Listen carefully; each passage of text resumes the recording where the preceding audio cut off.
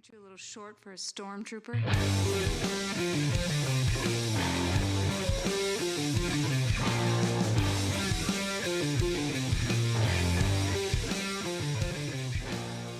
What's up, nerds? Welcome to another episode of the Multiverse Report. Tonight, we are recapping the week's nerdy news from Almanac to Pandora and everywhere in between. My name is Mike Gibson. With me as always, Steve Haller. What is up, Steve? I don't know, Mike. A lot and nothing, and it's been a weird week in nerds. Weird week in nerds. Weep, work, and words. Yeah. Exactly. So the words right out of my mouth. Kind of a light week, but some cool stuff for sure. Got a Marvel story, got a DC casting report, some other Disney-related franchise stuff, talking about comics that are coming out this week. And we may tangent slightly on, because we haven't really touched on either Daredevil or Maul Shadow Lord, two shows that are cranking on Disney Plus currently. I don't think we'll go full spoilery on those, but we'll touch on them a little bit. But first, we have to say that, one, this podcast is sponsored by Funky Town Comics and Vinyl. One location in Camillus, New York, one location in Cicero. Big time. Check them out, people, for your comics and vinyl needs.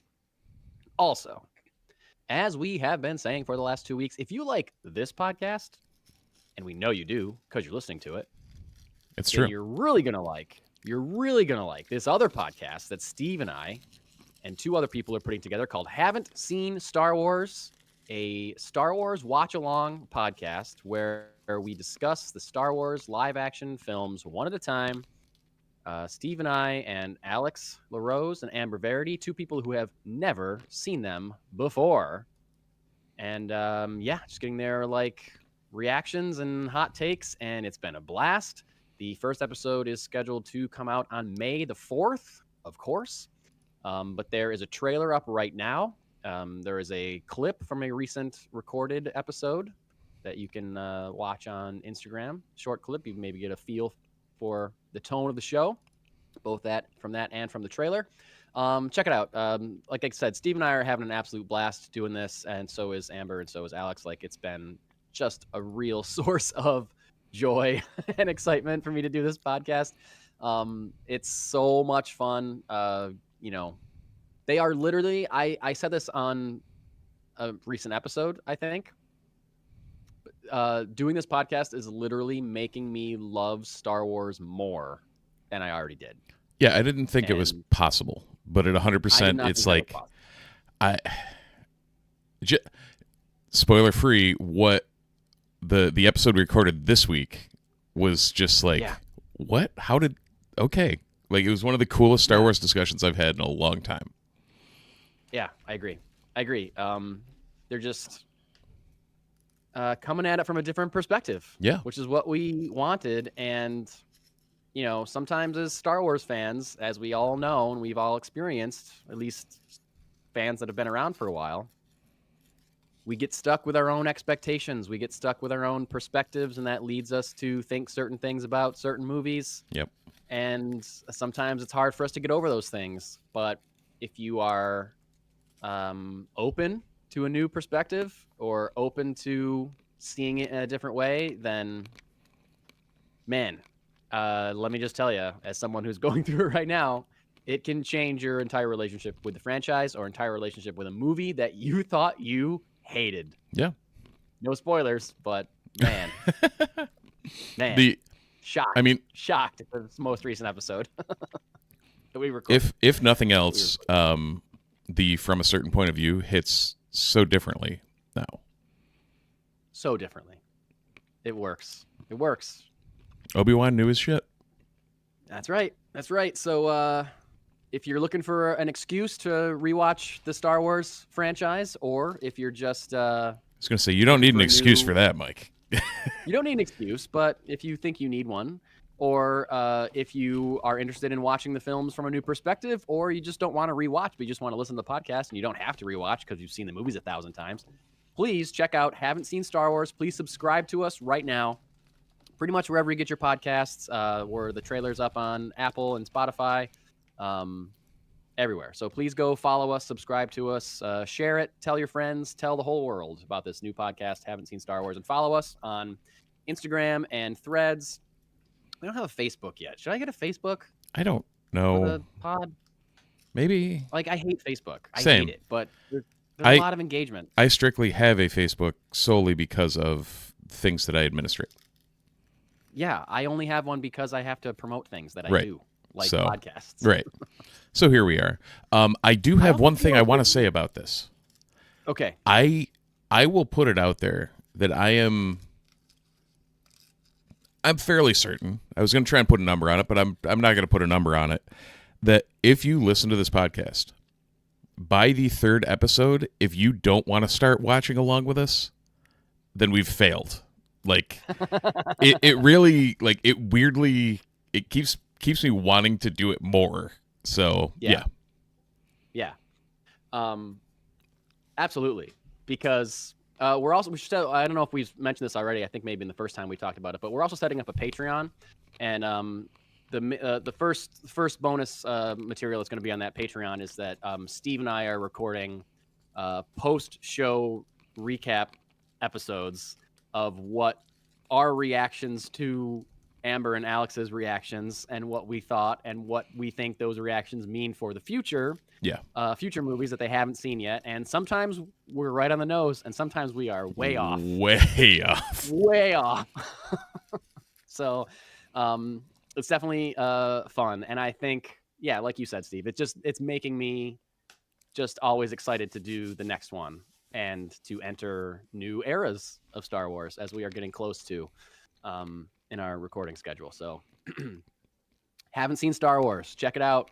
Follow us on socials, share us, help us tell the world, follow us on wherever you get your podcasts, subscribe. First episode out May the 4th. Cool. Yep. That's out of the way. We can dive into our first story, which I feel like is the biggest thing that happened this week, and I didn't even know about it. I completely missed this. I was hanging out with some friends Friday night, and they were like, "Hey, did you see the trailer for the new Punisher special?" I was like, "I absolutely did not. I didn't see it. I didn't know it existed. Do I want to? I wasn't Yes. one." Yes. Did we ever get So yeah, for the last one shot? Did we ever get a trailer for Werewolf? like when that was coming out, was there a trailer? I don't ever remember one. I don't remember one either, but I mean, that was a long have time a ago. memory for trailers quite a bit. Like once I see the movie, I forget what the trailer was like. Really, True. You know? Yeah, there's very sometimes- few that stick with you. Sometimes Star Wars trailers, if something's gonna stick with me, it's a Star Wars trailer. The Rogue one sticks with me because none of the shots were in the film, so I went back and watched it so many times. I know. Yeah. Yeah. Either way, We're never gonna get this, but I think I and a lot of Star Wars fans would absolutely love some kind of detailed behind-the-scenes documentary on what happened with Rogue One. yeah. And what was it gonna be? What did it look like before Tony Gilroy came in? Like, Yeah. what was the original ending like? I want to know all that. I want to see what that footage was like. I want a re-edited version of it. You know? You know, I want that, and I also think we need the what happened with Solo. Yes. Like, yeah. I want the Lord and Miller cut. After seeing Project Hail Mary, I want the Lord and Miller cut of whatever the hell that was going to be. If we're gonna do it for Rogue One, we should definitely do it for Solo. Yeah. Too. And we're never gonna get either. Oh of those no, things. no chance in hell. No chance in hell. Never. And no offense to oh god, what's his name? Ron Howard. Garrett Edwards. No. Oh, Ron Howard. Yeah. Okay. Oh Jesus, I Garrett forgot the Gareth Edwards thing too. Yeah. Yeah. No offense to any of them, but it's a wild world out there now, and we have two movies that I think both of us like that are not what the original movies were. I love both those movies the way they are. Yeah. But there were some massive behind the scenes changes. Maybe for the better. I think for Rogue One, it's definitively for the better from all reports. Solo, I think, is debatable because there's a lot of people who don't like that movie. But I guess, and we don't know enough of what the other one was. We don't know enough of what Lord Miller had in mind because they reshot so much of Solo. But did you see? Anyway, we're not even supposed to be talking about Star Wars. Look at us, Steve. Look at us. We're about 30 seconds into the thing about the Punisher, and we're already talking about Star Wars. Yep. What is wrong with us? We'll talk some about Star Wars later in the pod. Because I don't know if you've heard this. There's a show out that is really goddamn good. Should we just talk about it right now? We're already talking about Star Wars. No, let's actually hit the Punisher, because that's what we were heading down that path, and we even said we were. Okay. So like fresh off the tails of seeing Frank Castle show up in the Spider-Man Brand New Day trailer, we're getting a trailer for his one-shot special, which did it say when it's coming out? It's May 24th, I think. Oh, dope. That's soon. Amazing. Might even be before that. Really I'll look that up while you continue. Yeah. So this was like just a kind of little over a minute, maybe a minute, 15-second trailer. We knew that he was getting this special. That's it. We didn't know what it was going to be about. Right. The trailer is very interesting, and it certainly looks like they're continuing to understand the Punisher in ways that I never have faith in Marvel or Disney to do. Yeah, of all the characters that they're actually getting, like, how? Yeah. Yeah, I don't know. I mean, they had a great blueprint to go from. They had the Netflix. They had his Daredevil season 2 appearance, and they had the Netflix show. And they had the same actor. And this was written by, he's credited as writer. Yeah, I guess he co-wrote it with producer John Bernthal. Was it Ronaldo Green? Like, we're not hitting this. Right. We're not doing it right. We got to take this back into the drawing board and make it more like the Netflix show, which they did, and they nailed it. And so I think they didn't want to have to learn that lesson the hard way with Punisher. So, while at the same time also figuring out how to use him in a PG-13 movie like Spider-Man Brand New Day. So, Mike, I'm not gonna lie. After watching this trailer, I'm pretty sure this one shot is not going to be PG-13. I'm pretty sure. Sure. Definitively sure. They say the F word in this trailer. I mean, there's more blood shown in this trailer than there is in the entire MCU. Yeah, maybe. Maybe so. It's funny that my wife was watched the trailer with me, and she thought it was hilarious that the Disney logo came up at the end of it. The Disney Plus logo. She's like, that's insane that's the first thing you see after that trailer. I was like, yep, you're right. After that final shot, too. Literally, the final shot. Shooting the camera. Yeah. I'm like, oh, well, that's... So he looks like he's losing his mind in this trailer. Yeah. I mean, I would assume in the comics. He's had a lot of the Punisher books have been very open about mental health and PTSD and all this, like all the trauma that Frank has gone through and what's kind of brought him to this point. And this seems like it's very much in that vein of, you see flashbacks to his family, you see flashbacks to whatever else is going on, like probably people he couldn't save, whatever. And it's all like disconnected, kind of in and out. Yeah. And they get Frank Castle. They really do. And he's a hard character to get. Yeah. He's a hard character to get right. And they've just been doing a great job. So it looks like things are he's either thinking people are there or they are there and he's thinking they're not there. Right. The trailer's kind of fuzzy on which is the reality, which is cool. They bring back his army buddy. That's the guy. That guy's from the Netflix series, right? Yeah, that's what I thought. Yeah, very cool continuity there. Curtis Hoyle. Yes, and he seems like he's kind of fixed on saving a little girl, but maybe does it in a way that is horribly dramatic. It's kind of just trying to piece together the little clips we saw, and I'm trying to keep in mind, like, there may not be a ton more. This is only an hour special, or it's not like we're getting a series. This isn't season 3 of Punisher or something like that. This is just an hour special. There probably not going to be a whole lot more to this special, that we're seeing in the trailer. I don't think there's going to be any like huge reveals. But I am very excited because it's just, that cool fight on the rooftop. There's a cool scene of like somebody falling off a roof that just looked awesome, or it was shot really well. Like, it looks great. It looks like the Punisher. and it looks like it's being well made and like we said, a character being treated well. And I'm stoked for it. Absolutely. It's Yeah. it's good to see that I'm not saying violence for the sake of violence, but it's good to see that they're not shying away from the violence of Frank Castle that makes him who he is in the comics. Right. Like it's such a defining trait of how he goes about things, but also what happened to him and where his past is coming from. And the couple, even the old, like the Thomas Jane movies and that kind of, they were, I don't know, there was something missing. And it seems like this is, the artist formerly known as Frank Castiglione in the right, Yeah. Yeah. I think what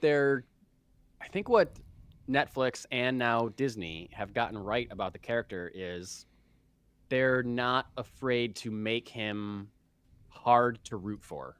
Yeah. In certain instances. They're not afraid, like, defining characteristic of him. Yes. Yeah. They're not afraid to make him abrasive. Yeah. And to make him an asshole. Like, truly an asshole. Yep. And not just an asshole where you can tell there's a good guy underneath. No, he's an asshole. He's not Han Solo. Exactly. Yeah. He's not Han Solo. Yes. He's not putting on he's not putting on a tough guy face. He is a tough guy. And he does not care about you in the way that you want him to. And that's a hard needle to thread. Those scenes in Daredevil season 1, like Born Again season 1. When Matt goes to see him and it's like, lair. Awesome. It's like, you are exactly a dick. What I'm talking about. You are an absolute dick. You're a dick, and I see why nobody likes you. Yeah. I see why nobody likes you. And that's what I mean. He's a hard character to get, but like that's the formula that makes him the Punisher versus makes him like a watered down version of the Punisher. Like, they don't care if the story doesn't care if we don't think he's a hero. Yeah. At the end of it, or if we don't like him. We feel sympathy for him more than we feel like we don't relate to him. No. He's not a relatable character necessarily. No, I mean his debut was he was a Spider-Man villain. Yeah, exactly. Yeah. He's an anti-hero at most. And that's the thing is he's what I wish people understood an actual anti-hero is. Yes. Like somebody doing the right things for the wrong reasons, or like yes, he's a good guy when he has to be, or when it fits his code of whatever the hell he's doing, because he's a very he's driven in a direction for a reason, and he's going he's Peacemaker. He's unfunny Peacemaker. Yeah, he's Peacemaker that's not learning to be a better person. Peacemaker's whole thing has been like learning to grow. Yeah, and Frank is adamantly not interested in that. Right. But he sees no point in it. Killing everyone on the way to peace is that's Punisher's right there with him. Just still Frank. Right. Yep. And speaking briefly of Daredevil, season 2 of Born Again has been great. Steve, not completely caught up, although you did say that the most recent episode ending has been spoiled for you. Not that we're going to spoil anything really right now, but just general thoughts. You've only seen the first 2? Yeah. You said? Yeah. Yeah. I've seen all 4 episodes so far. I think it's great. It's like it's the same feeling I had when the Born Again season 1 started, where every episode I was like, this is not going to be great, right? This is going to be the episode that's not as good. Like, shoe's going to drop when it starts going downhill. Yep. And I'm like, no, it's good. It's good. They're doing it. I do feel like in general, and I don't even mean this as a bad thing, but I feel like it's 10-15% trying too hard.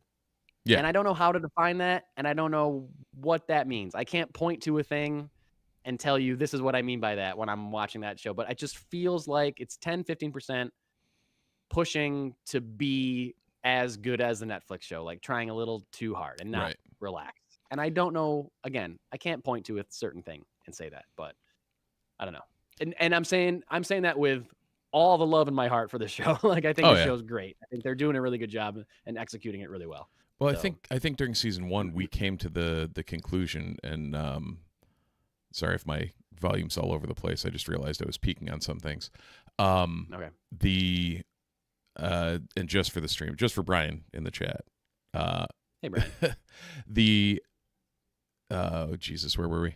My brain just farted. Daredevil, Born Again, 10 to 15% trying too hard. So that's what we said during season 1 was it's not the Netflix show, but this 10 to 15% trying too hard is the best thing that we're going to get from Disney, and that's good enough in my book at this point because we're never getting the Netflix show again. Never. So, although it does seem from some leaks that we might be getting another Netflix show unintentionally through this Netflix show. Yes, I've heard that rumor as well. And by rumor, like they effectively posed for a paparazzi photo. Really? Yeah, I didn't see that. Okay. I guess Finn Jones and Mike Coulter and Kristen Ritter were effectively playing it up to people taking photos. So, all right. You know what? If I was them, I would be too. Oh, if I was them, I'd be like, yeah, it's been 13 years. Take my picture. Look, I'm Luke Cage again. Isn't this awesome? Look at me. Take my picture. Tell the world this is happening, please. Because I've wanted it to happen for 15 years. Right.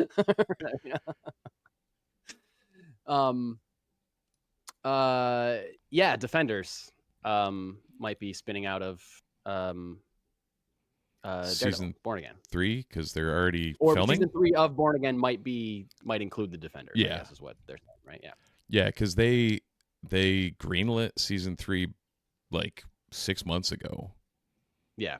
So we already knew that was coming, and we knew Jessica Jones was in this, that Kristen Ritter would be back, whatever. Of course, the first thing everybody asks are, where's Luke Cage? Where's Iron Fist? Right. Well, to be fair, I don't know how many people were asking where's Iron Fist, but where's an Iron Fist? Not whatever iteration they threw together. But yeah, I mean, it was almost inevitable, and Coulter's kind of danced around it for a while, so it's Very good cool to see that it's happening. I agree. And as far as Born Again feeling different, like in those times when I feel like it's trying too hard, I just tell myself, I'm just like, this is the Disney version. This is the MCU. You're looking at an MCU series. This is the same studio that made She-Hulk and Moon Knight and WandaVision, and like this is and when I'm like, yep, okay, yeah, then this is in the same. Yeah, it's darker than those shows. It's more intense than those shows. Grittier or whatever, and so I'm like, yeah, okay, it's as gritty as it can be in an MCU timeline, in an MCU universe. Yeah, and then I'm just like, yeah, that makes me feel better about it. Makes me less nitpicky. I guess my brain still wants to be nitpicky about the show, and I have to actively tell myself, like, dude, shut up. This is what it is, and it's different, and it's great. Shut up, brain, before I stab you with a toothpick. Exactly. Yeah, this is the Andor of the MCU. Yeah, it's that darker, grittier TV show. Like, there were people that are like, Andor doesn't feel like Star Wars because there's, no laser swords and shit. And it's like, no, yeah, it's just different. Yeah. This show's not as good as Andor, though. No, not as good. There are very few things I've watched that are as good as Andor, Mike. I agree.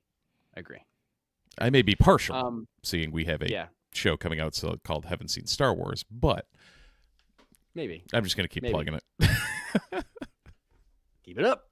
Do you remember my other complaint about Daredevil Born Again season 1, where he was barely wearing the costume the whole time? Yes. Boy, I don't have to worry about that this season. No. I don't know if you're there yet, but there's like total scenes he's just hanging out, wearing it, talking to other people. Yep. Like hanging out in a room, wearing the Daredevil suit. I'm like, okay, great. Did he switch to the black suit at the end of the first season, or is he just showing up in the black suit this year? I don't think he had the. Was the red suit damaged, or he just is showing up in black? So I like the black suit, but I kind of miss the red suit a little bit. I see. I've always been partial to the black and red. Like that's. Yeah. I don't know. In my brain, That's what I let me rephrase that. When I see Daredevil, it's 100% the classic red suit. The red, yeah. But like, I think I prefer when he's drawn in that black and red, like black with the red highlights. Yeah. It's very cool. Yeah. And it makes more sense that a vigilante would wear all black instead of red. Not that his was like bright red like it is in the comic. He couldn't see it. Yeah. The black just to me is like a little too Batman-y, I guess. Yeah. Which is why I'd rather have him in the red because it sets him apart a little bit. But I mean, that was one of our questions at Comic-Con. It was. Also, we just had X-Punisher join in the chat who just missed our talks about Punisher. So sorry, X-Punisher. Go back a little bit. We talked a lot about Frank Castle. We did. Moving into some DC news, there's been some casting reports, but reports from actual outlets. Yeah. For Man of Tomorrow. However, the caveat here is that James Gunn has disputed some of these reports, but we'll get into that. These reports specifically is that James Gunn is looking at casting the character of Maxima, a lesser-known DC Comics, not quite anti-hero, sometimes antagonist, sometimes Justice League member.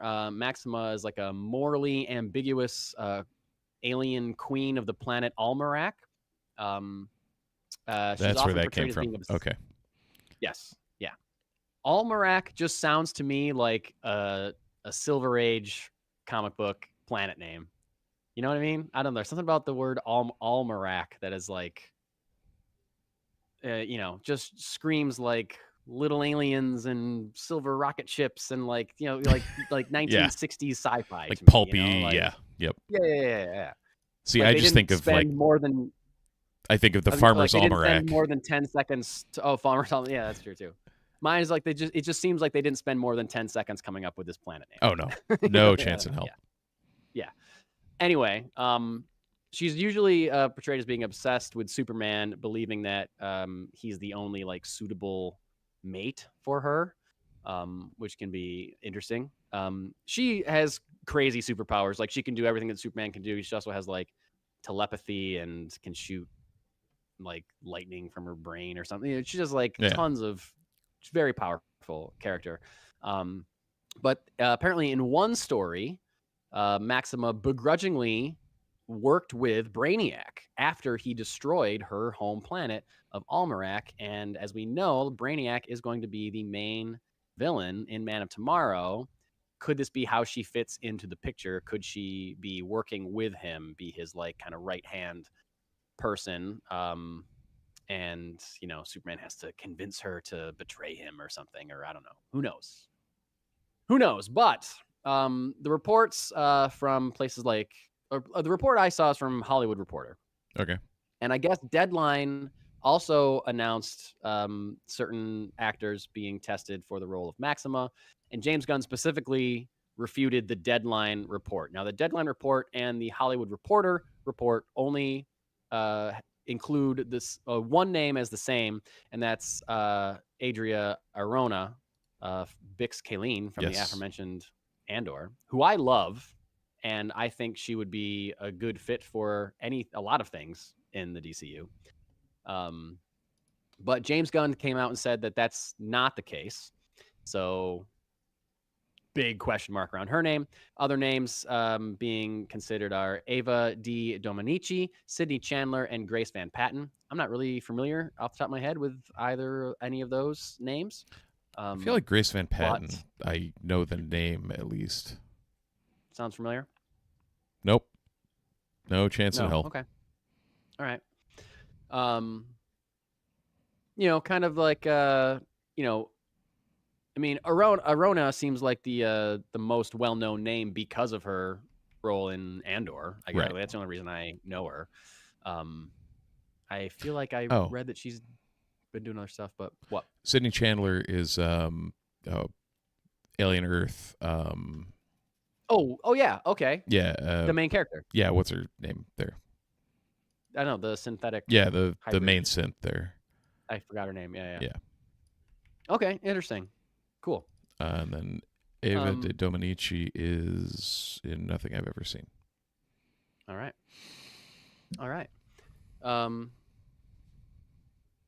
Yeah, I don't know if I have anything else to say to this because I'm not.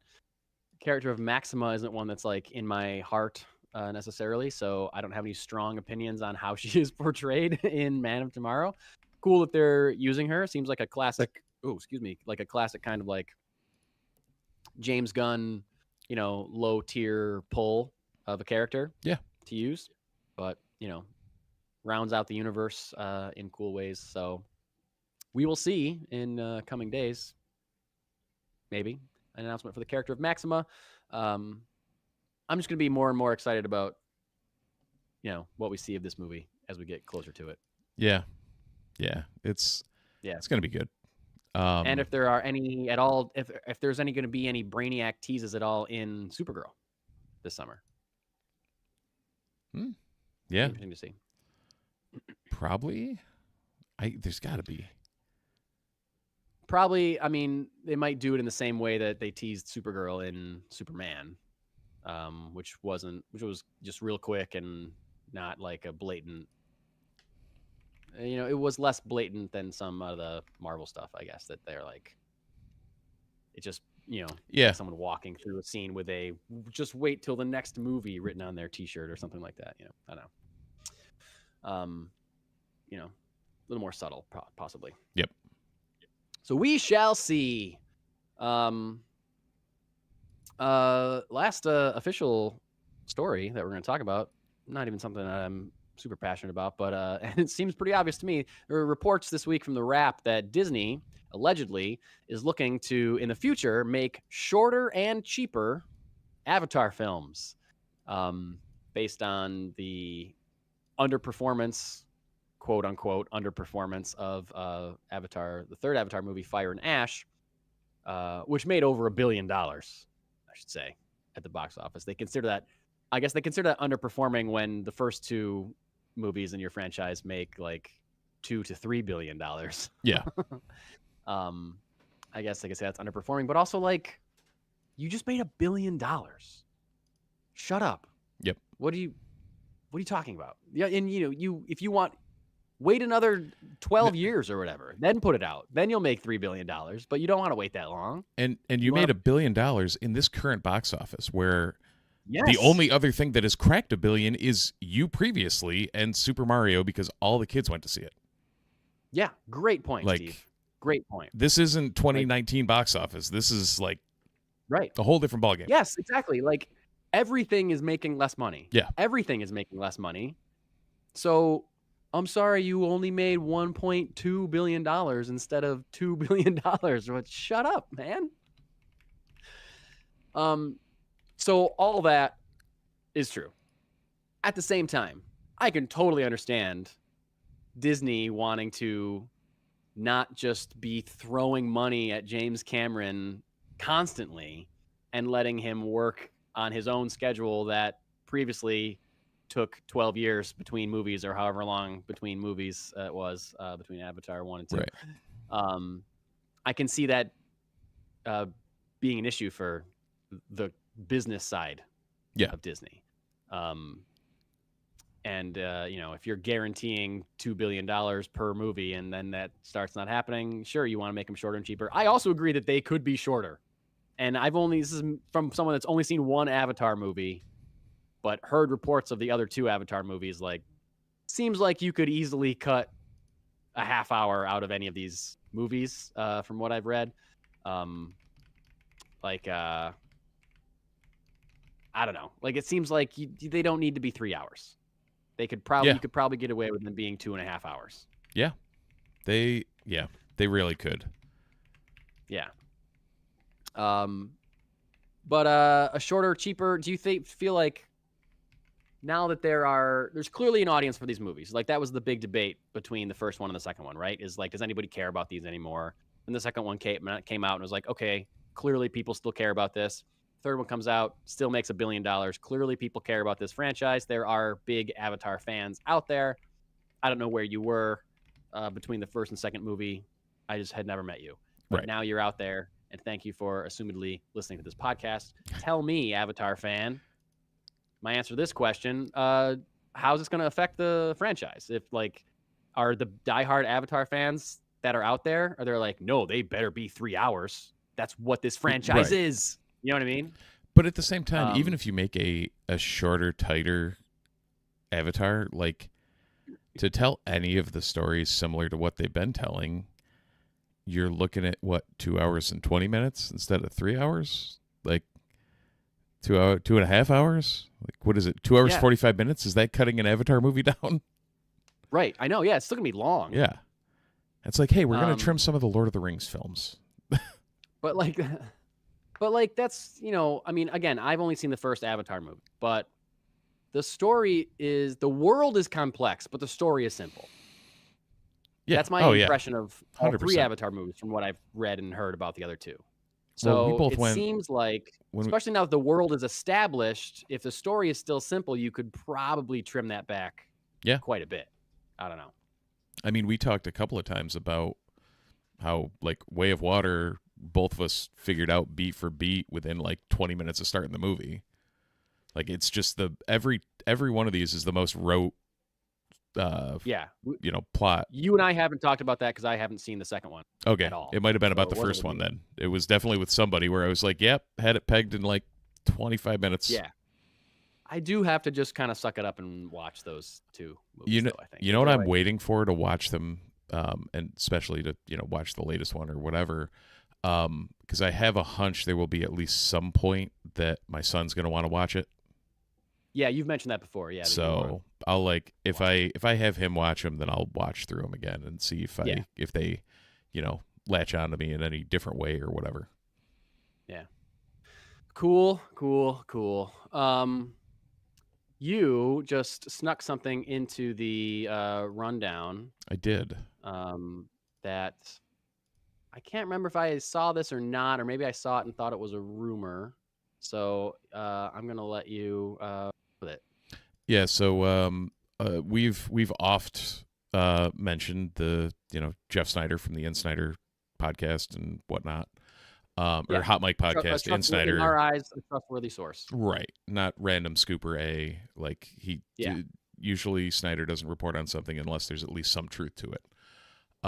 So he came out with basically heavy rumors are that the X-Men cast will. The future X-Men cast will at least partially be revealed at Comic-Con this year.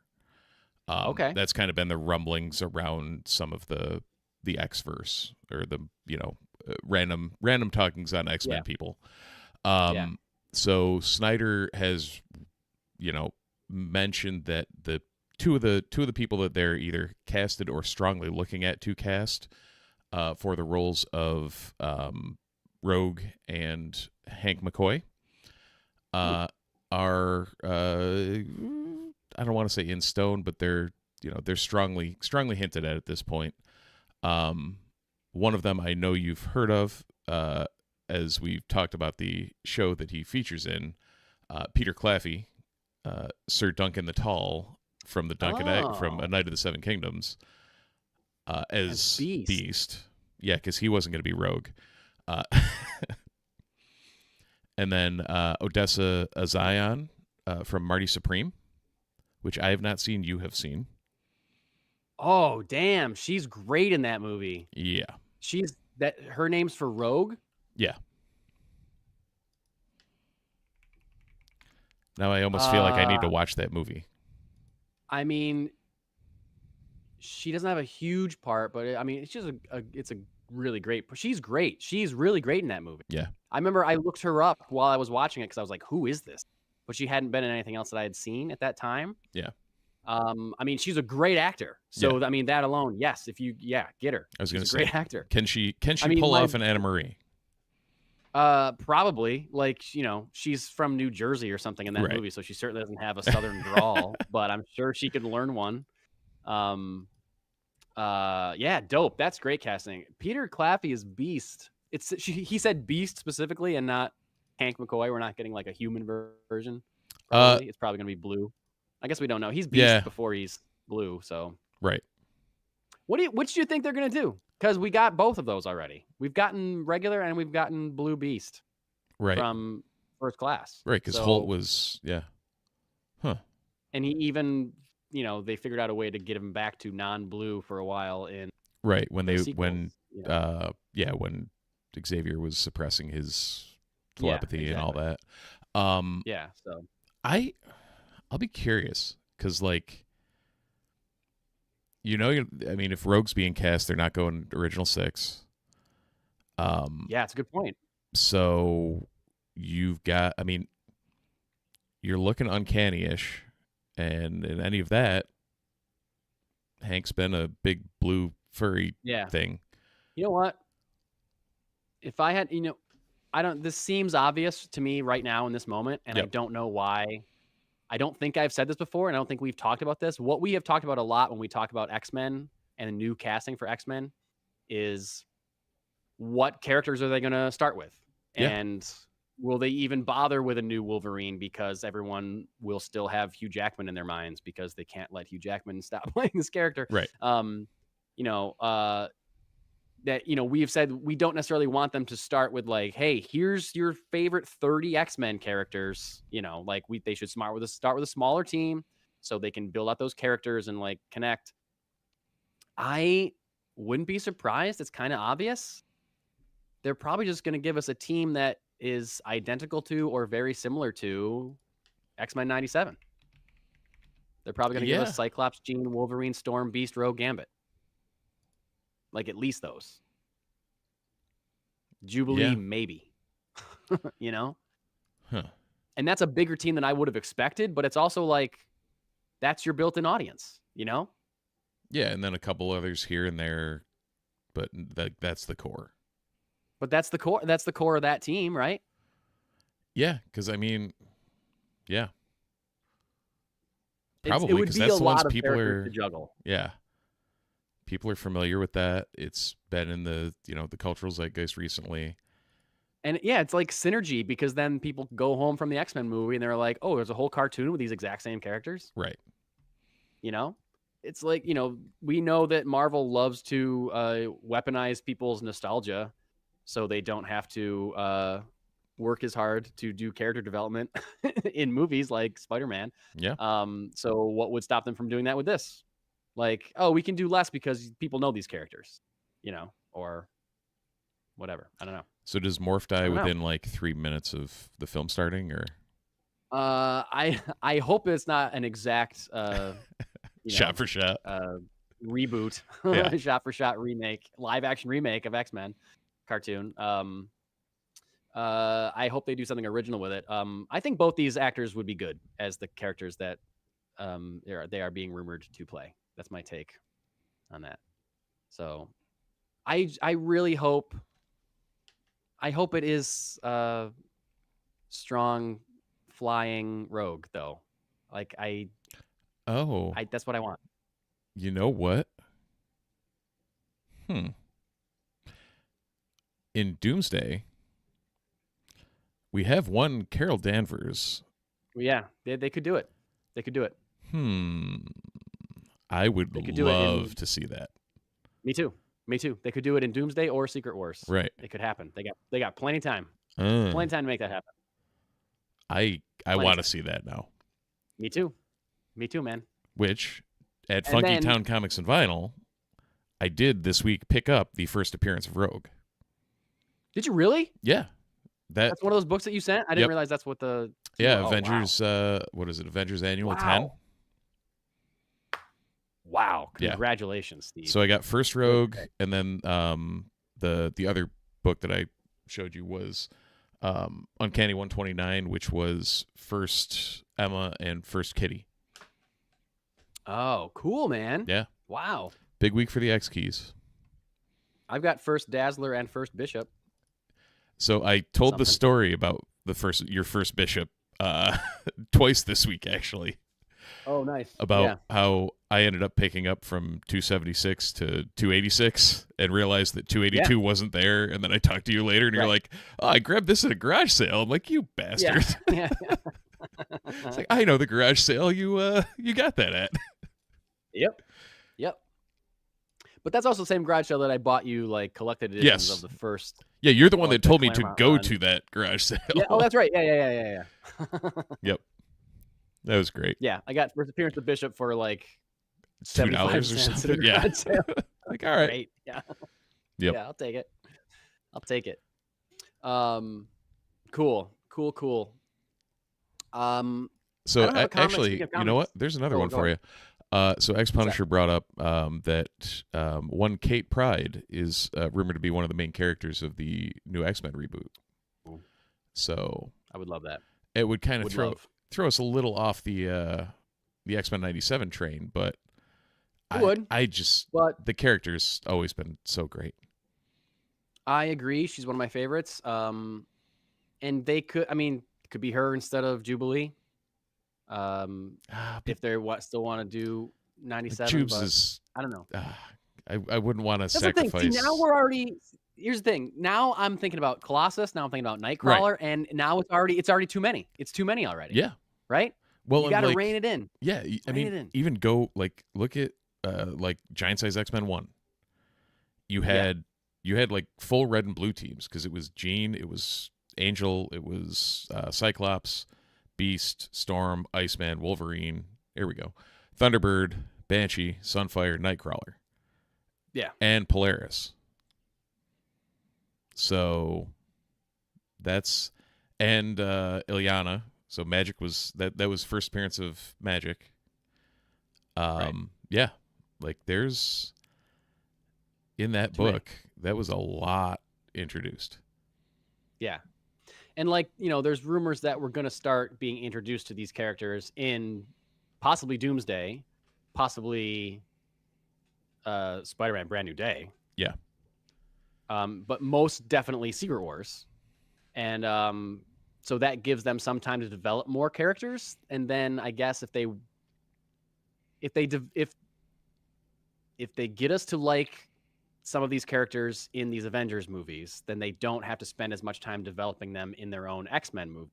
And they can spend their time on the ones that are not being introduced in Secret Wars or whatever. You know what I mean? Well, and that's if they smatter, if the rumors are true and we get Jean in Brand New Day, yeah. Or even, even if we don't, if we get teased it or whatever, like there's something there.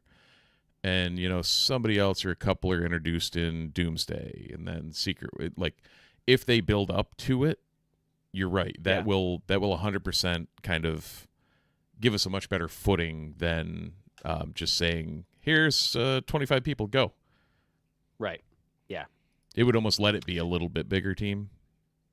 Because otherwise, you almost have to go like you kind of have to go original 6 size. Yeah, to go small to make it work. Yeah. So. Well, let me ask you this, Steve. Let's pretend that this report is 100% accurate, and it's an official announcement that 2 of our X-Men are going to be Beast and Rogue. You, my friend Steve, are tasked with filling out the remaining 4 for initial 6-man X-Men team. What are the other 4 X-Men that you're going to choose alongside Beast and Rogue? Scott Summers. Yep. Jean Grey. Yep. Kurt Wagner. Okay. Bobby Drake. Wow. Okay. Wolverine's been too done. Logan is literally my favorite character from comic. I'm a child of the 90s. Yeah. Logan will always have top billing for me. Yeah, me too. I'm there. But I feel like that, Nightcrawler brings the heart to the team. Mm-hmm. You got the leadership duo. You got the brains with Beast. Bobby's an Omega level mutant that his whole story has been trying to figure out who he is and figure out his powers, figure out, his coming out story, all that. He's just a character that's constantly been not reinventing himself, but refinding new pieces of the puzzle and understanding himself more through the whole thing. So that, gives you another depth piece to it. And who else did I say? Cyclops, Jean, Iceman, Oh, Nightcrawler. Beast Rogue. Yeah, that's what it was. Beast Rogue. Yeah. I go Cyclops, Jean, Wolverine, Storm. Yeah. And I agree with you on Wolverine. But you know what? I do and I don't. Because I think, no offense. Yeah. I think Hugh Jackman's Wolverine is overdone. I'm tired of True. seeing Hugh Jackman's version of Wolverine. All right. Because Hugh I'm with you Jackman's there. version of Wolverine is very different from the version of Wolverine that I fell in love with in comic books and is even in the cartoon show. Yeah. It was very different. So I want to see a new version of Wolverine, and I want to see one where he is a side character, a beloved side character that is, squatty and bulky and angry. Yeah. I don't want to see, unlike our Frank Castle discussion, I do want to see one he puts up a hard face but is soft on the inside. Yep. And not so obviously soft on the inside as Hugh Jackman made him. Yeah. You know what I mean? So It's you got to be Kitty or Jubilee that melts his icy heart, and Yep. he's a complete dick to everybody else. Yep. That's what I want. That's I what want it's him to be always been. mysterious. I want him to not know where he's from. I want him to know nothing about himself. I want him to be a curmudgeon. And like I said, small and runty and badass. I still remember rewatching when my son wanted to watch the animated series. So he started. There's way more than he can hold his attention through, but we got through maybe a season and change, and I forget how much of a dick Wolverine is. Right. He's just he's just a little asshole. But like you said, totally. heart of gold. Yes. So you're just immediately going straight for the Scott Jean Logan thing. Yeah. Give me that thruple, baby. There you go. Yeah. No, that's. not necessarily, but I do enjoy that drama. Oh yeah. Call it Marvel soap opera. You say that all the time. So Yep. yes, I do want that. I do want there to be a love triangle of some kind or whatever. I want there to be romance. And Marvel is not great on giving us romance anymore in a lot of these superhero movies. They kind of bypass love interests. Yeah. Or they don't make them as a driving force of the story. So another reason I love Superman so much. But they really can't leave that out of an X-Men movie. Can't. Part of it. No, I need literally drama. I need sexual tension. I need will they, won't they. Yeah. That's what I need in X-Men. It's the superhero soap opera. Yes, exactly. Did you want to talk Maul Shadow Lord quick? Maybe spoiler free, but yeah. It's good. Watch it. God damn it. Yeah. If you haven't, go watch it now. Most incredible animation so far in the Star Wars universe. It's outstanding. It's unbelievably good. Unbelievable how this show looks. Even if you fire it up and just watch that first sequence. Yeah. By the end of that, I'm sitting there looking at the animation what did I just watch? It was incredible. I don't necessarily know because it's been a while since I've seen Bad Batch. And Bad Batch, by the end of it, also incredible animation. But different stylistically. I get not the style of the animation, but the look of the show was very different than the look of Maul Shadow Lord.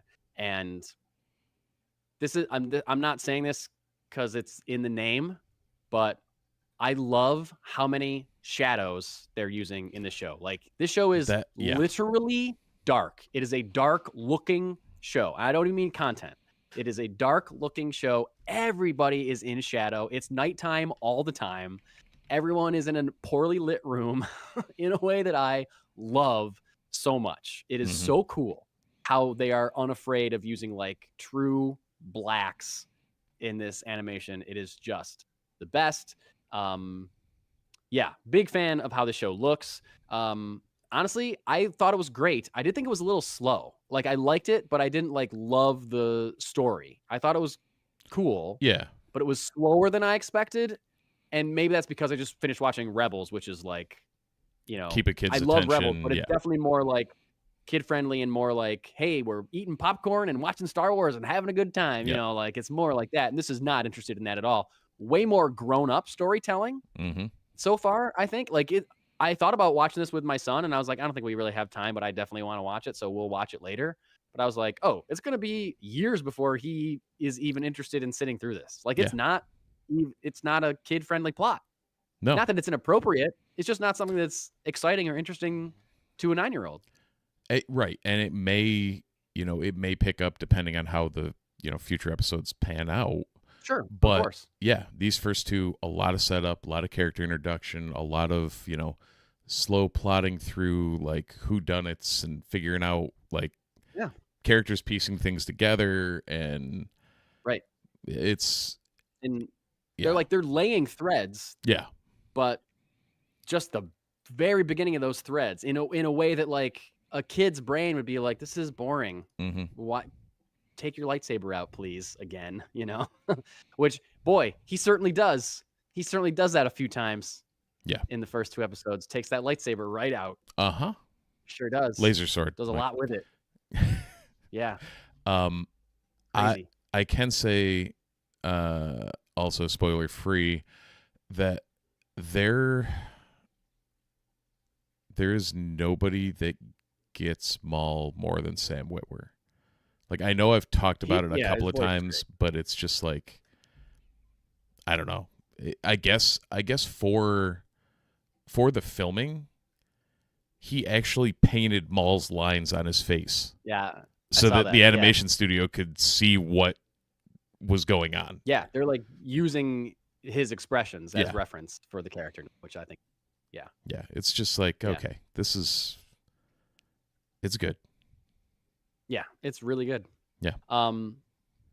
Definitely, like I said, like I think I liked it a lot. I didn't necessarily love it, because it was just not what I expected, a little slower than I expected. It's not that I'm going to stop watching it. I'm going to stick with it. I definitely am invested. I'm interested to see where it goes, from what they've set up so far, because they've definitely introduced some interesting characters in interesting ways. And, it's cool to be back in the underground crime world of Star Wars. Very cool. You meet the Pikes. Yeah. You meet a couple other people. It's like, oh, Sure do. You guys are back. Yep. On an X-Men note, X-Punisher keeps bringing up the Mystique and Destiny, that he would like to see a spin-off show. I would say that would make an awesome show, like a animated series, if they actually portrayed them appropriately, and they're both horrible people. Sure. Yeah. Like, and don't try and spin it. Yeah. Like, so. Yeah. That's a thing. Like, again, bringing it back to our Punisher conversation, right. Like we were, until he was in Daredevil, seemingly studios afraid to portray him as a bad person. Yeah. That's the same with Mystique too. Like, yes, we like Mystique because she's cool, and there's been times she's done good things, but like she's mostly in it for herself.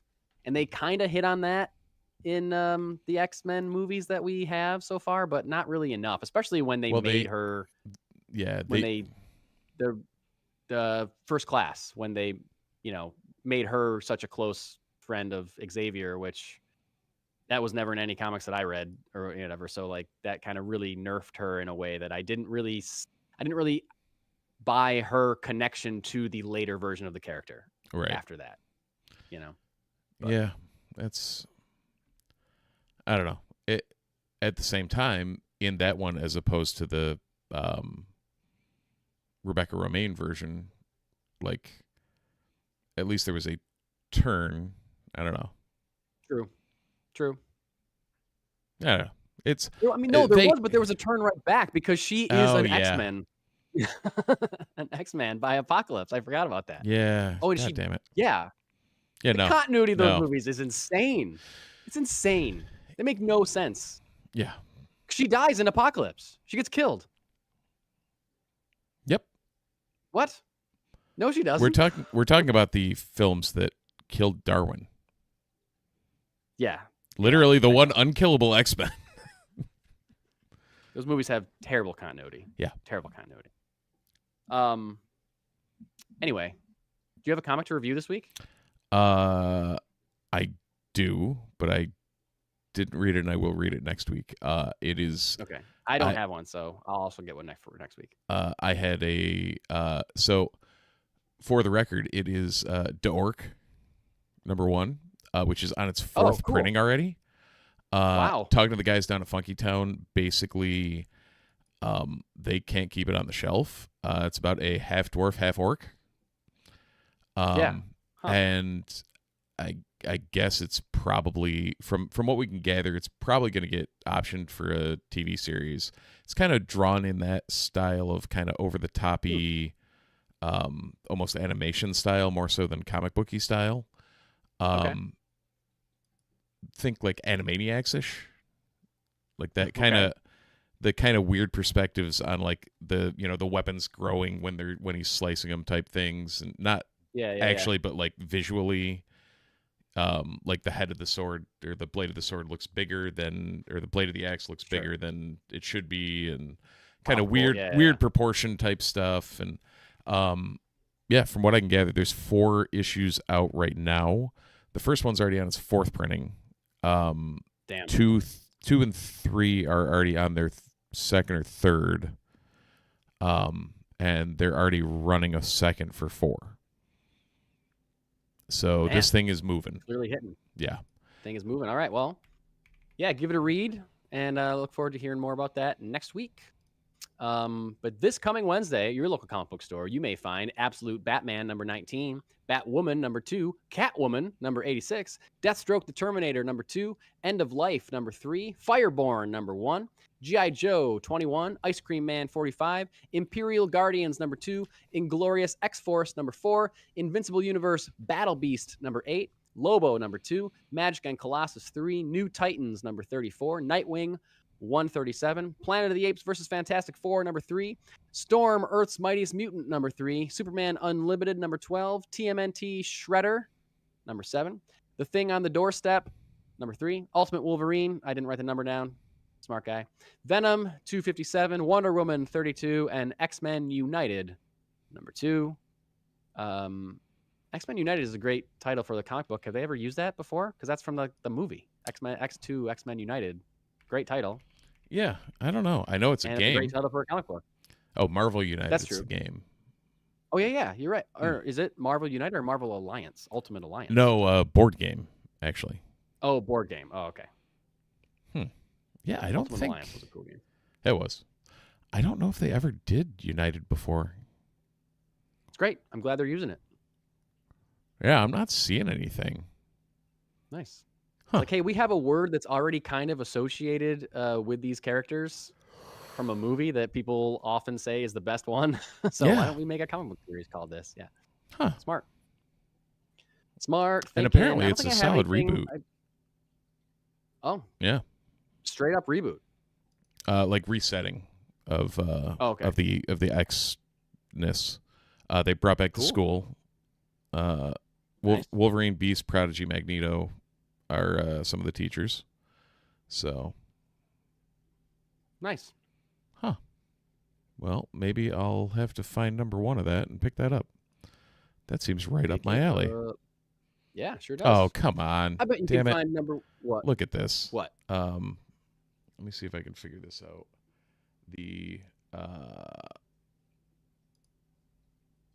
I just need to turn off our wheel. Turn it off.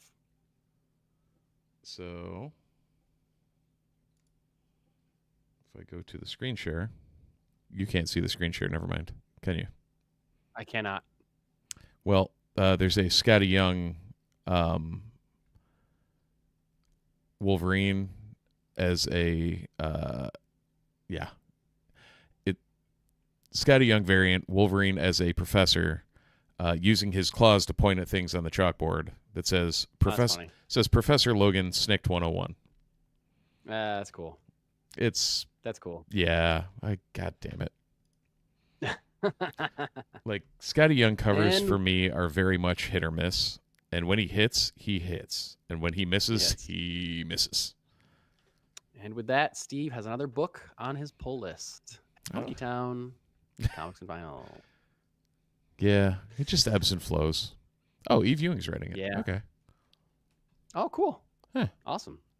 All right, some good talent behind that book. I think that's all I got, Steve. Do you have anything else?